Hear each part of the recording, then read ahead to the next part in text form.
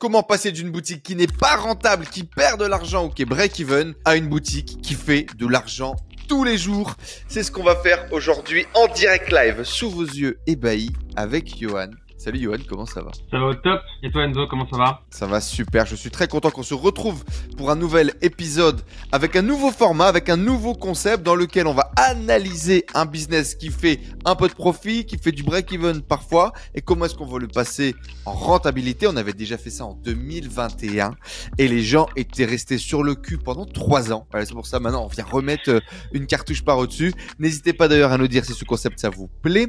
Je vous rappelle bien évidemment, Johan est notre partenaire, notre expert Google Ads qui a dépensé des centaines de millions sur la plateforme et qui nous aide au quotidien à optimiser, à améliorer notre rentabilité sur la plateforme. Aujourd'hui, on va analyser du coup la boutique Lampe Chevet Design, une boutique qui a été lancée par Giovanni, qu'on embrasse. Salut à toi Giovanni et merci d'ailleurs de nous partager ta boutique et tes données pour qu'on puisse travailler en direct. Une boutique qui a été lancée en novembre 2023, qui jusqu'en mai avait généré à peu près 15 000 € de chiffre d'affaires pour un budget dépensé sur la plateforme publicitaire de 6 000 €. Les actions qui ont été mises en place, ça a été de optimiser, on va dire, la partie SEO, SEA un petit peu de façon basique. Et il y a également des campagnes SEO qui ont été lancé. Les derniers chiffres de la boutique, c'est en avril 2627 € de vente, en mai 3475 € de vente et en juin, du 1er au 5 juin, vu qu'on est le 5 juin aujourd'hui, on tourne la vidéo, 725 €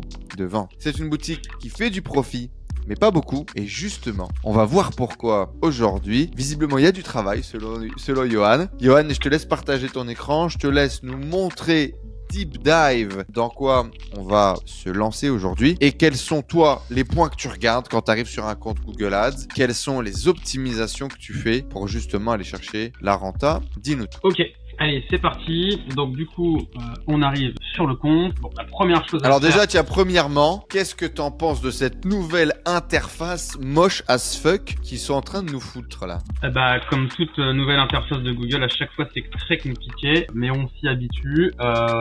Alors justement, ça me permet de faire un petit disclaimer. J'utilise la nouvelle interface depuis très peu, je me force parce qu'elle va passer en obligatoire. Donc là, il y a possiblement des fois où je vais peut-être être un peu plus long que d'habitude parce que l'ancienne interface, ça faisait 7-8 ans qu'elle était sortie et je passe 10 heures par jour dessus, donc c'est un peu comme ma chambre. Donc mais je fais le coaching là sur la nouvelle parce que c'est la nouvelle qui va arriver, donc ça sera plus agréable pour ceux qui vont complètement, consommer le ça va basculer quand déjà? On a une date d'ailleurs de ça? Ça devait déjà être fait, je crois le mois dernier, mais il recule un peu parce que il reste encore des choses à régler et il y a des choses qui n'étaient pas encore visibles. Là, ça a l'air d'être bon, ça va pas tarder, là, c'est dans les semaines à venir. Ça marche. Mais oui, elle est dégueulasse. Faudra s'y faire du coup. Bon courage à tout le monde pour l'adaptation à cette nouvelle interface. Alors, moi, quand j'arrive sur un compte, déjà, je regarde. Bon, il y a des choses qui me sautent aux yeux. C'est ça là. Mais ça, on va y revenir après. C'est trop limité par le budget. La première chose à faire, déjà, c'est de regarder le plus important. C'est est-ce que je traque bien mes ventes? Est-ce que le tracking est OK? Donc là, par exemple, le mois dernier, on voit qu'il y a une valeur de conversion de 4340 €. Alors que tout à l'heure, tu as dit que le chiffre d'affaires en mai, on avait fait 3475 €. Voilà. Donc le mois dernier, moi, je remonte 4300, mais au réel, tu en as 3000 et des bananes. Donc premier problème, on a un problème de tracking. On a un problème de tracking, donc on va aller voir ici, donc ça se trouve ici, objectif récapitulatif. Qu'est-ce qui se passe? Il se passe que donc là on a tout ce qui remonte, donc on a ça qui remonte, 35 ventes 2600 €, 35 ventes 145 €. Celui-là il est en secondaire, donc c'est OK. Pour rappeler, vous pouvez très bien mesurer 10 000 trucs, les ajouts paniers, les visites, tout ce que vous voulez, mais si vous êtes en principal, Google va utiliser ça pour piloter les campagnes. Donc là celui-là il est en principal, quand on descend on voit qu'il y en a un autre en principal. Donc le sujet il est là, c'est que en fait pilote donc à l'achat 2680 €, ça c'est sûrement l'achat qui est remonté. Et le bon achat quoi, j'imagine. Le bon achat, sauf qu'on pilote aussi avec celui-là, qui est sûrement un autre, mais pas le bon achat, donc on a... à mon avis, c'est la tout-carte. Begin Checkout Tracking. Ça doit être ça. C'est le paiement initié de... Là, c'est une boutique qui est sur Shopify pour information, qui doit certainement utiliser Simprozis avec le système de tag à peu automatique et de mémoire c'est l'initiate checkout. Voilà, mais bon il est mal paramétré parce qu'on peut pas avoir moins d'initiate checkout que de vente finale, quoi. Donc déjà, il y a un problème sur le tracking. Ça, c'est la première chose à vérifier, c'est de se dire, ok, c'est quoi mon vrai tracking? Donc c'est bien, donc faut regarder ça avec Shopify, faut regarder ça peut-être avec Google Analytics pour voir quel est le bon tracking. En tout cas, là, il y a deux choses qui sont traquées, donc il faudra en passer un en secondaire. Là, pour le coup, je sais pas ce qui est traqué. On est quasiment sûr que l'initiate checkout, il faut le mettre en secondaire, non? Pour moi, c'est ce qu'il faudrait faire, c'est-à-dire qu'on garde celui-là. Et celui-là, on le met en secondaire. Mais j'en suis pas certain, donc voilà. Faut vérifier. Avec la boutique. La personne qui possède le site check que c'est bien celui-là qu'il faut. Donc ça, c'est le premier point, toujours checker que le tracking est OK. Ça, c'est réglé. Parce que là, du coup, dans notre récapitulatif, dans notre tableau, il nous met 4000 et des bananes, mais en fait, 4000 et des bananes vient de 1600 plus 2006. À partir du moment où on va lui dire que le principal, c'est uniquement les purchases, il va nous remonter que les purchases, c'est-à-dire 2006. Exactement. Et donc là, du coup, évidemment, mécaniquement, la rentabilité du compte va tomber. Mais ce sera la vraie rentabilité. Parce que là, la rentabilité, elle est... Ah ouais, parce que la rentabilité, c'est marqué 3.8, mais ça n'a aucun sens. S'il ferait du 3.8, il gagnerait une tonne et on serait pas à 6000 de dépensés pour 15 000 de générés. Bah oui, ok. Exactement. Donc là, il y a un premier problème. C'est que on traque mal. C'est bien, super cas de figure. Du coup, super analyse. Important pour tout le monde. La première chose, vérifiez votre tracking. C'est normal que vous ne traquiez pas 100% des ventes. Je pense qu'on peut le dire. Qu'est-ce qu'on peut annoncer ça comme chiffre pour être un peu pertinent? 80% des ventes? 85? Si vous êtes en server-side, qu'est-ce qu'on peut annoncer là-dessus, Johan? Alors, on peut annoncer que, 80-85, sauf qu'à partir du moment où vous allez mettre les CMP, vous allez baisser à 60%. Et après, vous allez ajouter justement... Concept mode V2. Les cookies management platform, là. J'accepte les cookies, je n'accepte pas les cookies. Donc, pour être général, quand on met ça, on descend à 60%. Donc, on ajoute le consent mode de Google Ads pour remonter à 80-90% des ventes. Mais on remonte jamais toutes les ventes, c'est évident, parce qu'il y a des gens qui désactivent tout un tas de choses, qui refusent d'être traqués, on les traque pas. Et puis, il y a naturellement, ça reste de la technique, il y a toujours une marge d'erreur et on ne peut pas tout. Perdition. Donc, si on traque 85, c'est bien, quoi. Exactement. Grosso modo. Donc là, on est sur un cas rigolo, c'est que, en fait, toutes les données, donc, de valeur de conversion sont fausses, puisqu'on mesure trop. Donc, toutes les données de ROI sont fausses. Donc, toutes les données de taux de transformation sont fausses. Et les données de panier moyen sont fausses. Néanmoins, on peut quand même travailler. Néanmoins, on peut quand même bosser. D'accord. Raconte-nous comment tu bosses. Parce que moi, là, dès que ça fait ça, je lui dis, config le tracking, rendez-vous dans un mois quand tu as des nouvelles données, quoi. Parce que moi, j'y verrai pas clair. Donc, toi, comment est-ce que tu vas voir clair là-dedans? On peut quand même voir clair. Je vais quand même pouvoir donner pas mal d'astuces ici. On va poser l'hypothèse que le tracking est bon pour que je puisse donner les astuces. Donc, là, le tracking est pas bon. On va le corriger. En fait, ce qui va se passer, c'est que ça va baisser. La valeur, je vais me mettre au global. La valeur de conversion ici va baisser. Donc, le ROI va baisser. Et donc, du coup, mécaniquement, les dépenses vont baisser un petit peu. Puisque le ROI, mécaniquement, va baisser. Sauf si on bouge le target ROI. Là, en gros, le client, il va corriger son tracking. Et au lieu de dire à Google, je veux viser 3,8, il va lui dire, je veux viser 2,7. Puisqu'il va mesurer moins de ventes. Il veut garder son volume. Mais là, on va partir du principe que on est sur le bon ROI et qu'on mesure bien. Et là, il y a pas mal de choses à faire. Là, il y a un gros problème. Le gros problème sur le mois dernier, c'est ça. C'est que taux d'impression perdu sur le réseau de recherche. En raison du budget. Le taux d'impression, c'est sur l'ensemble des produits que je présente sur Google Shopping, sur 100 impressions possibles, combien j'en ai eu?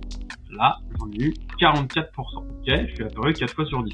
C'est ok, pas de souci. Donc ensuite, si j'ai eu 44%, ça veut dire que j'ai perdu 55%. Jusqu'à là, on est ok. Il y a deux raisons pour lesquelles on perd des impressions. C'est en raison du budget et en raison du classement. Si on perd en raison du classement, c'est ok, c'est parce que mon enchère est pas assez élevée. Mais mon enchère, elle est pas assez élevée parce que je dois maintenir un retour sur investissement. Ça, c'est ok. Par contre, un taux d'impression perdu à cause du budget, il y a un problème d'adéquation. De pilotage. Il faut augmenter son budget. Il y a un problème de pilotage. Il y a un problème d'adéquation entre le budget que je donne et le target ROI que je donne. Parce que là, on le voit, cette campagne, elle est au ROS cible. Ça veut dire quoi? Ça veut dire qu'on a dit à Google, écoute, j'ai 25 € par jour et tu dois me faire un ROI de 3,6. Donc Google, lui, il arrive... Ce qui est super élevé, mais en fait, c'est parce que c'est mal branlé à cause du tracking qui est cassé, quoi. Ouais, bien sûr. Le tracking est mal fait. C'est pour ça que je dis, on va poser l'hypothèse qu'il est bien fait. Donc vu qu'il est... le client a pensé que son tracking était bien fait, donc il a demandé à Google d'avoir 3,6. Sauf que quoi? Google, il dépense bien ses thunes, c'est 25 balles par jour, mais il fait pas 3,6, il fait 4,4. Donc il dit quoi? Il dit écoute, moi j'arrive à faire 4,4 et encore là c'est rare. Normalement Alors après, ça c'est le 3.6, c'est ce qu'il a mis en ce moment. Peut-être que le mois dernier, il avait mis 4,5 et Google a fait 4,5. Le problème, c'est que t'as un manque à gagner. Du coup, bah exactement. Là, on a un manque à gagner incroyable, c'est que le seul truc sur lequel je peux dire que le business il est rentable, c'est le coût par conversion, quoi. Il chope des coûts par conversion à 16, il doit avoir un panier moyen à 50, il a encore de la marge. Par contre, tout le reste, tout est cassé, quoi. T'imagines 4,45 de ROAS? Surtout que le problème là, c'est l'adéquation entre tu as dit tu veux 3,6, il te fait 4,4 et tu lui dis 25 euros par jour. Et donc du coup, je te donne 25 euros par jour, je veux 3,6. Lui en gros Google te dit ok, bah tu perds 55% à cause du budget que t'as. Ça veut dire quoi? Si je traduis, ça veut dire tu peux faire x2. Ça veut juste dire ça. Si tu fais x2, tu fais 3,6 et t'imprimes beaucoup plus. Il a juste à passer son budget à 50 euros. Il passe son budget à 50 euros. Il va rester à 4,5 et il va faire x2 ici. Donc ça, c'est un truc, mais tout le monde doit le checker, mais tous les jours, pas tous les jours, mais régulièrement, c'est ce putain d'indicateur doit être à 0. 0. Ici, c'est 0. Une fois que t'es rentable, c'est 0. Moi, j'ai récupéré des business. Le mec était à 75%. Je lui ai dit, je vais te faire x3. Il me dit, il est où le contrat? Et on a fait x3 en un jour. Parce que on a c'est une métrique. Si tu la connais pas, tu passes à côté, quoi. Exactement. Et ça, nous on voit encore des comptes qu'on récupère avec des taux ici très très élevés. Ce taux doit être à 0 une fois que le compte est sur les rails. C'est-à-dire une fois qu'il tourne, qu'il a 1 ou 2 mois de machin, qu'il est à son ROI. Si ton ROI cible c'est 3 et que t'es à 3, et ben ici tu mets 2000 euros par jour. Google il va pas les dépenser tes 2000 euros. J'exagère un peu, mais tu mets. Si tu malheureusement, j'imagine que sur mes comptes à moi, il y a pas d'opportunité comme ça. Ah, tu vas pas me dire demain matin. Non. Si tu veux, si un compte tourne et qu'il y a ça, c'est qu'il y a un problème de gestion ou qu'on sort. Alors ça peut arriver, ça quand même.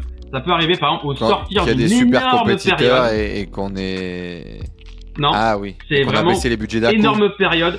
Et d'un coup, on baisse parce qu'on sait que l'algorithme va faire dépenser. Genre, on sort de Black Friday et de Noël.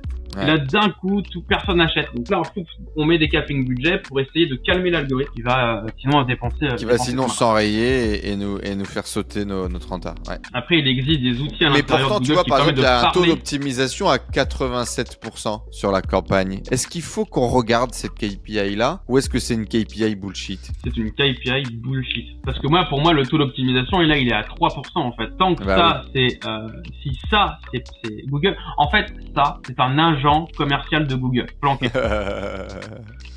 En fait, il essaye de t'amener à 100%, mais il va te faire des trucs qui sont dans l'intérêt de Google, pas de l'annonceur. Pour moi, là, quand je vois ça, dans l'intérêt du client, du gars qui possède le site, ça doit être à 0. Et si c'est à 0, la campagne est bien mieux optimisée qu'en l'état actuel. Là, il peut faire x2 sur son business. Sur cette campagne, il peut faire x2. Sachant que c'est la campagne principale, c'est la campagne shopping. Il corrige le tracking, il fait x2 sur son budget et l'oseille tombe. En fait, je suis quand même choqué qu'un de nos élèves fasse ce genre d'erreur là, c'est énormissime. Rien que le tracking, comment tu peux le rater? Tu regardes ton chiffre d'affaires du mois dernier, tu vois bien que tu as fait plus, c'est pas normal que Google te donne plus, donc c'est qu'il y a un truc qui doit te compter en double. Ça peut arriver parfois de mettre les trackings en double, ce genre de choses. Là, d'avoir laissé en principal un truc qui est inutile, quoi. Comment les gars, au boulot, optimisation easy là. Ouais, ça c'est important, et soit du coup vous montez votre budget, soit vous montez votre target ROI en fait, parce que là vous pouvez très bien vous dire en fait j'ai pas de trésor, je veux rester à 25 euros par jour, ok, pas de problème. Dans ce cas-là, si Google il arrive à te faire du 4,4 et qui te dépense du 4,4 qui te dépense pas, tu lui dis dépense-moi pareil mais fais-moi du 6, et ça il va le faire. C'est parce que à l'intérieur de 4,4 il y a des produits à 6, il y en a d'autres à 2, donc on dégage ceux à 2 et on concentre les 25 euros que sur ceux à 6, et ça c'est ok, ça va le faire. Donc, dans un sens ou dans l'autre, quand il y a ça, c'est soit je dépense pareil mais j'ai un meilleur ROI. Oui non mais là il faut monter les volumes là il faut monter les volumes. Là il faut monter les volumes. Là il faut monter les volumes sans problème. Donc ça c'est le premier point, le deuxième gros point important, et ça une fois que la campagne run bien et qu'elle dépense peut-être 100 euros par jour, rien n'empêche de mettre 300 ici en cas de push. Mais moi j'ai des comptes, on a mis 3000 par jour et ils dépensent que 1005. Mais c'est ok, c'est juste pour pas avoir trop d'impression de perdre du budget. S'il y a un boost de trafic, il va aller le chercher. Voilà, il y a un truc qui me dérange aussi, c'est une shopping en face d'une Pmax. Est-ce que c'est vraiment pertinent? Surtout en plus vu les budgets qui sont positionnés. Qu'est-ce que tu en penses de ça? Alors là, on peut très bien avoir une shopping et une Pmax, mais il ne faut pas que ce soit les mêmes produits à l'intérieur. Donc on va aller voir. Donc là je vais dans la shopping. il cible tous les produits en fait. Il cible tous les produits et il en a exclu un. À la rigueur, si la PMax cible que lui, why not? Il y a une raison particulière parce que c'est un top produit, c'est un produit vraiment incroyable. Faire une PMax sur un produit, je trouverais ça chelou quand même, non? On va voir ce qu'il a fait. Groupe d'éléments. C'est la jungle cette nouvelle interface encore. Et il cible tous les produits. Donc on la PMax là pour le coup. Donc c'est deux campagnes qui poussent les mêmes choses. En fait, ça fait pas de sens. Que là, non, ça fait aucun sens parce que là, alors du coup, ce qui se passe, PMax part dépense c'est 5 euros. Une fois que PMax a dépensé ses 5 euros, donc peut-être à 9h du matin, c'est celle-là qui prend le relais. Donc ça n'a aucun sens. Soit tu fais 30 balles... Ça a fait de la renta sur le mois dernier d'ailleurs ou pas? Tiens. Waouh, ça fait du ROI en plus. Putain, ça veut vraiment dire qu'il est sur une opportunité là. Bah, c'est à peu près du même niveau, mais ouais, c'est pas mal. Donc là, 5 balles, c'est fou qu'ils trouvent des ventes et qu'ils fassent de la renta. Et ouais. Donc là, mais par contre là, voilà. Soit il met tout sur sa PMax, soit il met tout sur celle-là, mais il peut pas garder les deux comme ça en fait. C'est pas possible. Ouais. Parce qu'ils font base communicant. Mais on peut très bien avoir une shopping standard et une PMax. Par exemple, avoir ta PMax sur ton top produit. Une fois que tu sais que t'as ton top 10 produits, ton 30% ou 40% des ventes qui est fait par quelques produits, tout tu le mets en PMax, que tu sais qu'ils se transforment bien, et tout le reste des produits, tu le laisses sur ta shopping standard. Ouais, pour essayer de voir si PMax dépense plus, va chercher d'autres opportunités, etc. Ouais, parce que vu que PMax il fait du multi-réseau, bah c'est bien d'envoyer les meilleurs guerriers du flux quoi, pour aller essayer de convertir. Pour essayer de voir ce qui se passe. Exactement. Donc voilà, déjà, tracking pas bon, adéquation budget enchère pas bon. Donc déjà les deux points là, c'est énorme. Et vaste communicant qui n'est pas bon entre shopping et... Donc là, il faut corriger ces 3 points. Pas de remarketing aussi, je vois que la campagne elle est en veille, la campagne de brand est en veille. Voilà, la campagne de brand est en veille. Alors la campagne de DSA, on va se mettre sur une plus longue période. Après la campagne de DSA en veille, why not? Parce que des fois ça ne fonctionne. DSA en veille, ça peut pas être choquant parce que parfois trouver du DSA et de la rentabilité, c'est pas toujours facile. Par contre, remarketing et branding, c'est à mon avis une erreur de configuration. Qu'est-ce que t'en penses? Ouais, alors remarketing déjà elle est rentable, 3-3, donc effectivement c'est quelque chose qu'il faut réactiver. Ah puis en plus elle est au CPC, donc il faut la réactiver et la mettre au target ROS. Donc là pour rappel, la CPC on dit à Google je veux payer 20 centimes mes clics sans aucune notion de conversion. Donc là évidemment c'est sûr que ça fonctionne pas. Malgré tout, ça a quand même un peu fonctionné. Donc là, l'idée, c'est de dire à Google, moi, je garde ma remarketing, mais au target ROI. C'est pareil, avec une notion de 3 ou 4, en fonction de ce qu'on veut faire. Regarde juste ici, ce qui est ciblé en termes de biens. Alors, remarketing, peut-être pour tous les plus débutants d'entre nous, si vous débarquez sur cette vidéo et vous devez entendre deux mecs parler chinois, campagne de retargeting, ça veut dire que les gens sont déjà venus une première fois sur votre boutique et quand ils vont faire caca sur l'Express ou sur Le Bon Coin, ils vont voir vos publicités. Voilà, tout simplement. Ça sert à ça le remarketing sur Google. C'est assez efficace, ça permet de faire de la pub et sur énormément de sites et peu réseaux partenaires. Et pourquoi est-ce que je dis que c'est quasiment obligatoire d'être rentable? Parce que en général, les gens qui vous ont déjà vu, qui ont fait une première recherche qui était pertinente, sur lequel vous avez des produits qui sont pertinents, qui ont vu votre site une première fois, ça peut être tout à fait pertinent, tout simplement de leur faire une publicité parce que le taux de conversion en général fonctionne bien. Oula, t'es en train de... Ah d'accord, tu passes la campagne en ROAS, du coup c'est ça que t'es en train de nous faire en direct? Ouais, je lui la mets, après il verra s'il veut la réactiver, mais dans tous les cas, une campagne comme ça doit être au ROAS. Alors après, je vais faire juste une petite aparté justement sur le remarketing. Attention, les audiences ne peuvent plus être utilisées si l'annonceur n'a pas mis en place le consent mode. Hein. Donc consent mode V2 obligatoire. Regardez sur la chaîne YouTube, on a fait un tutoriel complet pour comprendre en tout cas déjà ce que c'est que le consent mode, à quel point ça va impacter votre business. Et il faudra qu'on fasse un tutoriel d'installation d'ailleurs. Johan, le prochain client que tu as un tuto d'install à faire, si tu veux, pourquoi pas le faire en direct pour que les gens aient un exemple? Ouais. Alors nous on passe par un partenaire pour faire ça, mais pourquoi pas, on fait ça en direct au moins.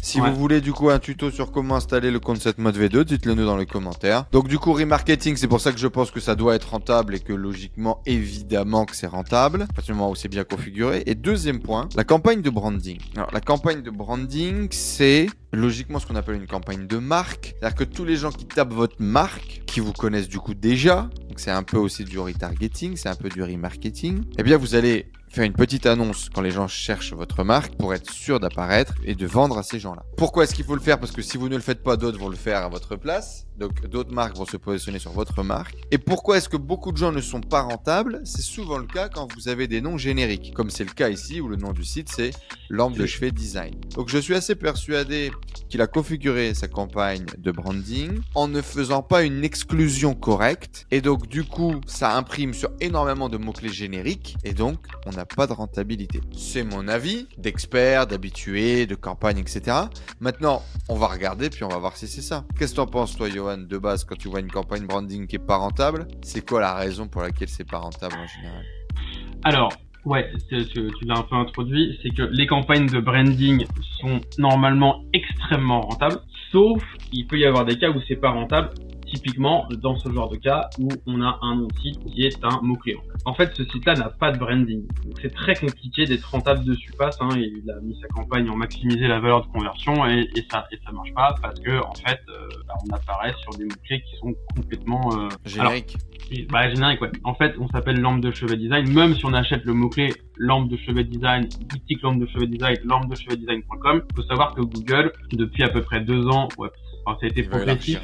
Il élargit beaucoup. C'est-à-dire que Google, lampe de chevet design, pour lui, lampe de chevet, c'est ok, quoi. Sauf que pas du tout. Et donc, il fait apparaître sur des keywords qui sont, lampe de chevet, applique minérale.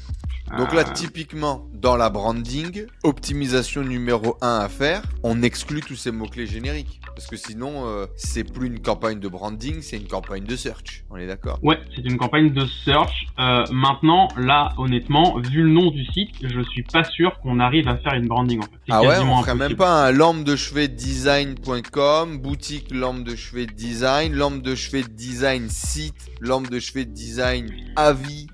Ce genre de choses, en essayant vraiment de mettre les guillemets et tout ça pour bloquer un maximum. C'est tellement, il y a tellement peu de volume sur ces requêtes que dans tous les cas, Google va aller tout autour de ça, quoi. Et ça va quasiment pas faire de volume. Donc, il faut le faire, hein. C'est-à-dire acheter ces mots-clés-là, lampe de chevet design site, boutique, et exclure tout ça.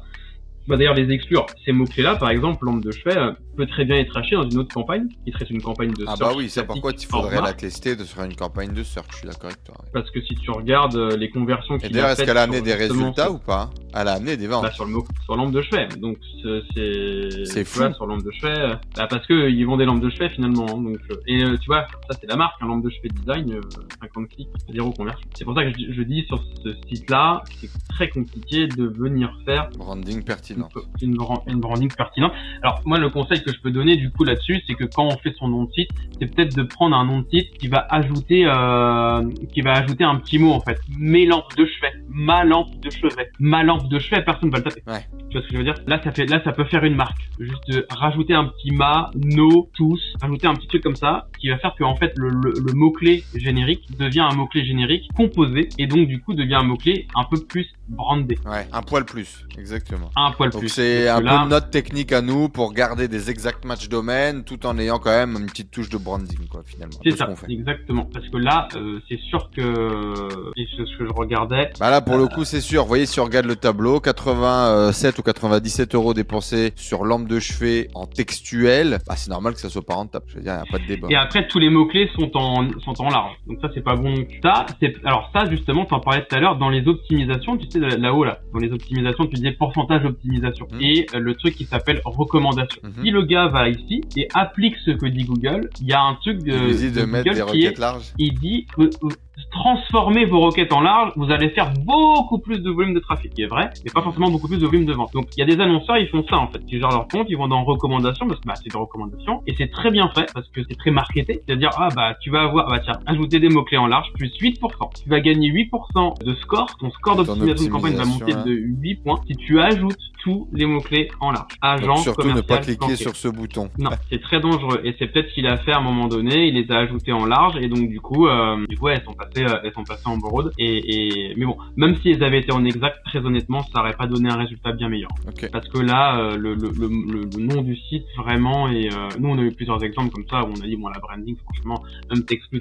On oublie. Et en fait, tu te retrouves à avoir 5 clics par mois parce qu'en fait, il y a pas grand monde qui tape la marque. Et Google place ton mot-clé en volume de recherche faible et donc du coup, ça n'apparaît pas. Il faut avoir ça jusqu'au moment où la boutique commence vraiment à décoller, faire plus de volume, etc. Et là, ça aura du sens. Exactement. Donc pour l'instant là, en l'état, bon, effectivement, ça peut valoir le coup de la laisser off. De toute façon, hein, je le rappelle, hein, la clé quand même le plus important, c'est shopping ou Pmax, mais c'est les 3 premiers points qu'on a évoqués au début là, tracking, adéquation budget, target ROI et chevauchement de campagne. Ces 3 points là, si ça c'est réglé, il va faire péter sa boutique. Après, on peut faire joujou avec la branding et tout, mais ça, c'est vraiment à la marge par rapport à ces 3 gros points. C'est du détail, c'est de l'optimisation, quoi. Voilà, c'est de la petite opti par rapport aux 3 gros points qui, là, pour le coup, sont vraiment cruciaux sur les optis, parce que là... Selon toi, c'est x2 en termes de chiffre d'affaires, juste en réglant ces 3 premiers points, quoi, minimum. Je pense. Et après, il y a des optimisations à faire aussi. Alors ça, quand on deep dive un petit peu dans la shopping, c'est d'aller voir les produits. Ça, je sais pas s'il le fait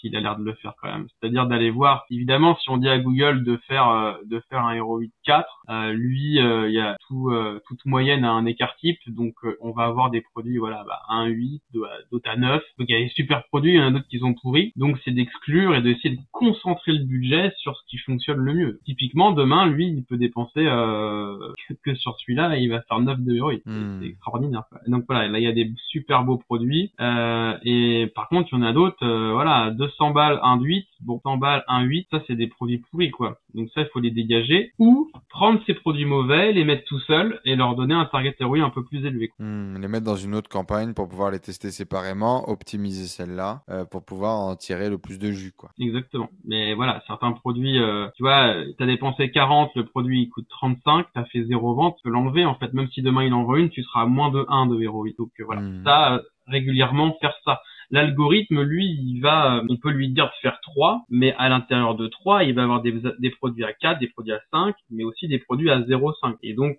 faut l'aider en lui enlevant certains produits et en lui disant, ça, j'en veux plus, quoi. Donc ça, c'est à faire régulièrement. Et pareil sur la partie de termes de recherche qu'ils ont maintenant planqué ici, c'est d'aller voir sur quoi on apparaît en termes de recherche. Ouais, ça, c'est peut-être le plus pertinent, d'ailleurs. Sur quoi on apparaît, quel produit on met en face. Moi, je vous rappelle que pour que vous ayez un business qui fonctionne et qui soit rentable, l'idée, c'est d'être le plus pertinent possible. C'est-à-dire, en face de la requête utilisateur, amener le produit le plus pertinent possible pour qu'il match, quoi, tout simplement. Exactement. Donc, voilà, par exemple, là, il a dépensé 40 balles sur lampe de chevet enfant. Est-ce que sur le site, il y a des lampes de chevet enfant? Oui, non, il y en a pas, j'exclus le mot-clé. Ça a rien d'apparaître sur un mot-clé où j'ai pas les produits en face. Est-ce que j'ai des lampes de chevet tactiles? Oui, non. Pareil, j'ai dépensé 30 balles, est-ce que je veux garder? Et là, lampe panier, est-ce que j'ai des lampes en forme de panier? Lampe astronaute, lampe de chevet originale. Voilà, donc là, ça a l'air quand même assez propre, il n'y a pas de trucs complètement ouais, des fois il y a des mots-clés complètement fous en fonction de Google, voilà. S'il va dans la direction A ou B. Là, ça a l'air d'être plutôt cohérent d'un point de vue champ sémantique, ça veut dire que ça a été plus ou moins bien construit, quoi. C'est ça. Maintenant, il faut quand même aller voir, de se dire, ok, est-ce que j'ai des lampes flower pot? Si j'en ai pas, je dégage le mot-clé, quoi. Toujours 15 balles d'économiser. Si tu fais ce travail-là pendant, tu passes 1 heure là-dessus à décortiquer, à regarder ce qu'il y a le produit en face, tu vois, sur 3000 balles, peut-être que tu as 500 balles que tu peux économiser parce que c'est il t'a fait apparaître sur des produits qui sont peut-être un peu proches, mais pas forcément dans ton... Exactement, le spectre. Exactement. Donc ça, il y a du boulot là-dessus, il y a du boulot sur les produits, et ça, c'est à faire régulièrement, exclure aussi les produits qui sont complètement débiles, et regarder qu'est-ce qui est intéressant en fait. Sur quoi je suis apparu qui m'a fait faire des ventes. Donc lampe de chevet noir. Et double down sur ce qui marche, quoi. Voilà, et là, comment on double down, lampe Minecraft, je fais 138 impressions, je fais 4 conversions, 100 balles, alors j'ai dépensé 20 balles, donc là je fais un ROI de 5, donc c'est un mot-clé intéressant. Peut-être que, on va regarder, alors tu vas me dire si tu vois mon écran. Ouais. Si je tape lampe Minecraft, est-ce que tac, il est là déjà, donc ça c'est cool. En troisième, j'ai l'impression. Troisième aussi. Et il est là. Donc ça, un bon mot-clé pour lui. Donc il faut essayer de rajouter peut-être un lien search en plus là-dessus pour dire voilà, c'est un mot-clé où je suis pertinent, il y a du trafic, il y a du volume, je vais ajouter du search. Bon là, il n'y a pas l'air d'en avoir. Donc soit Google a bloqué le mot, mais je serais étonné. Soit il apparaît des fois que sur mobile, soit j'ai pas de bol, ou soit personne n'achète, mais ça je serais quand même. Ouais, ajouter d'autres produits aussi pour vraiment être sûr d'avoir tout la gamme de produits possibles et imaginables. Voilà. Et puis essayer de peut-être acheter le mot-clé en Et remonter en SEO pour pouvoir à un moment donné récupérer le reste du trafic. Exactement. Tiens, hop, on va taper ça, on va voir. Je suis en navigation. Il y a pas l'air d'avoir trop de sorts sur ce mot-là, c'est bizarre. Bon, bah, l'idée, tout le monde l'aura compris, c'est j'ai un terme de recherche où j'apparais en shopping et où je suis très bon. J'essaye de maximiser ma position dessus en ayant plusieurs liens ici. Donc, c'est-à-dire que je vais acheter plusieurs produits de la même gamme. J'essaye d'avoir un lien search ici. Là, j'arrive pas d'avoir d'exemple, mais je pense que tout le monde voit très bien à quoi je fais référence. Sinon, ils veulent plus gagner d'argent, Google, il n'y a plus de pub. Pourquoi t'imprimes pas de search? Pourtant, t'as validé en plus les cookies, les machins. C'est ça. Ah, voilà, toute la nutrition en dessous, là. Non, même pas, c'est du SEO. Ça, c'est du SEO, mais alors, des fois, ils sont, ok. T'as un bloc pub. T'as un anti-pub. Voilà. Ce mec qui se tire une balle dans le pied, voilà, ils sont là, donc c'est le produit qui marche, on est là. Donc là, l'idée, voilà, c'est ça, c'est de te dire, j'ai un bon mot-clé en shopping, je me place en search et j'essaie de me placer en SEO, évidemment, pour maximiser le reach, le visiteur. Ça va pas être les mêmes internautes qui vont taper sur shopping, sur le search et sur le SEO. Voilà, donc ça, c'est des optimisations à faire régulièrement et qui permettent du coup de nourrir tout un écosystème en ayant le shopping et le search derrière. Pareil, quand on a une DSA qui fonctionne, on fait la même chose. On va exclure les mots-clés, on va ajouter les mots-clés en search classic tag. Donc ça, voilà.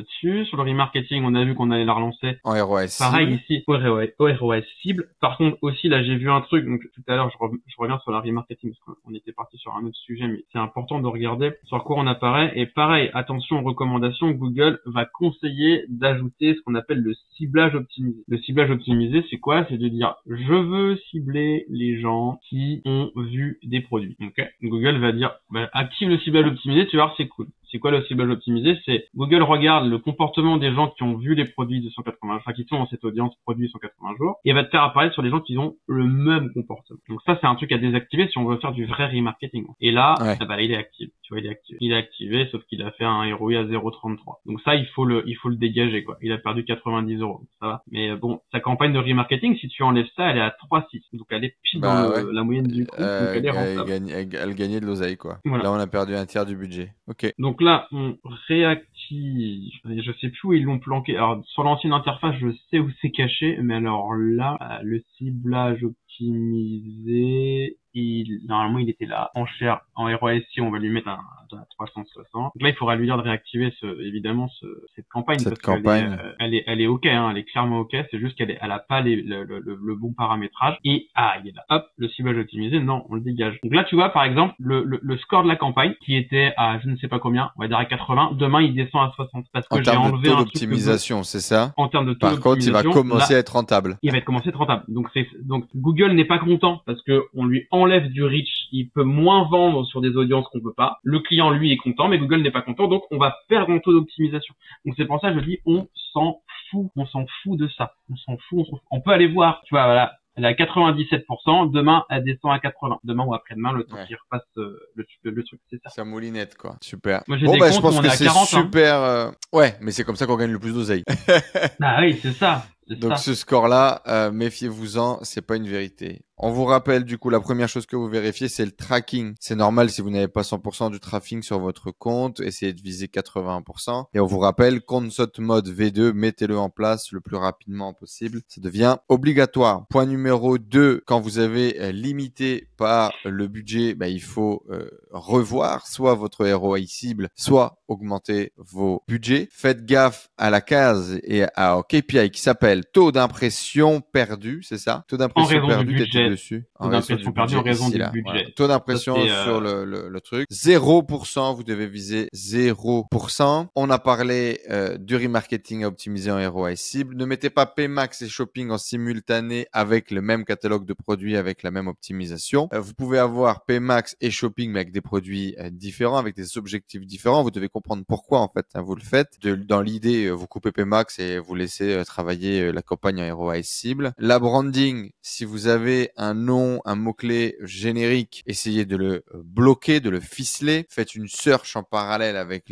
avec les mots-clés un peu plus génériques. Séparez bien les deux. Mettez-les non pas en requête large, mais en requête précise et voyez un petit peu les résultats que ça va vous donner. C'est pas mal déjà, Johan, qu'est-ce que t'en penses? Ouais, là, bah oui, déjà là, il peut, je pense, faire un beau x2 là. Il peut faire un beau x2. À toi de jouer, du coup, Giovanni. Go faire x2 sur ton business. Tu nous envoies les résultats dans 30 jours pour voir ce qu'il s'est passé. Johan, merci beaucoup d'être venu partager avec nous cette petite analyse en direct. N'hésitez pas à laisser un commentaire, un message juste en dessous pour remercier Johan. Également, on mettra le lien de l'agence de Johan si vous cherchez du media buying pour vos boutiques e-commerce ou du coaching pour analyser vos comptes, travailler sur vos comptes et améliorer les résultats de votre business. Le lien est dans la description. Autre point, on voulait faire avec Johan une vidéo sur un déblocage de compte Merchant Center. Visiblement, c'est un problème qui revient énormément pour beaucoup d'entre vous. Vous avez des Merchant Center bloqués. Alors moi, je pense la raison, c'est parce que vous êtes des bites et que vous savez pas appliquer les conseils qu'on vous donne.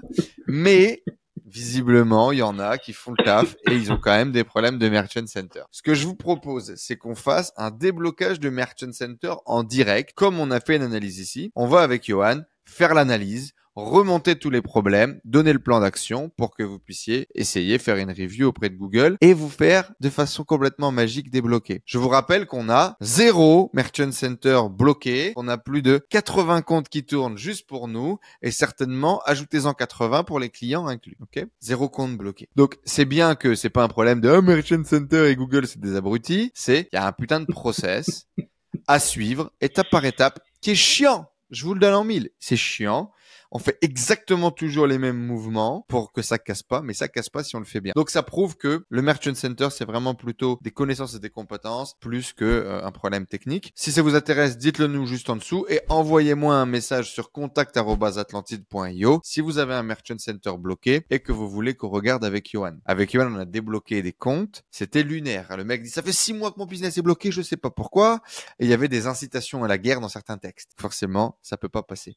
Parfois, c'est des trucs beaucoup plus simple, parfois c'est des trucs beaucoup plus complexes. Ça nécessite un vrai audit. Pour le coup, le Merchant Center, c'est pas juste en un claquement de doigts. Ça sera avec plaisir quand on vous fera ça en direct et qu'on pourra vous tirer dessus devant tout le monde.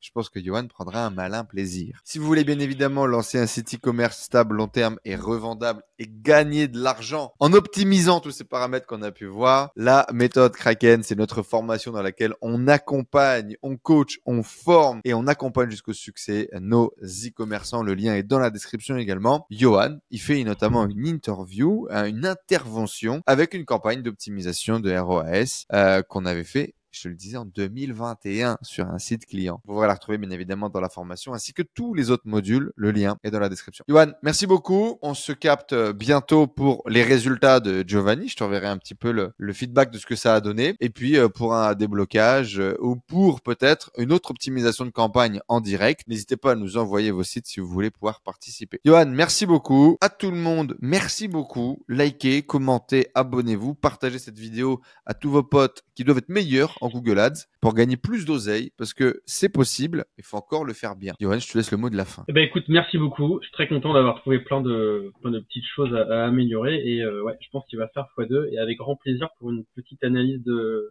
Merchant Center. Ciao tout le monde. Ciao Johan. Salut, bye bye.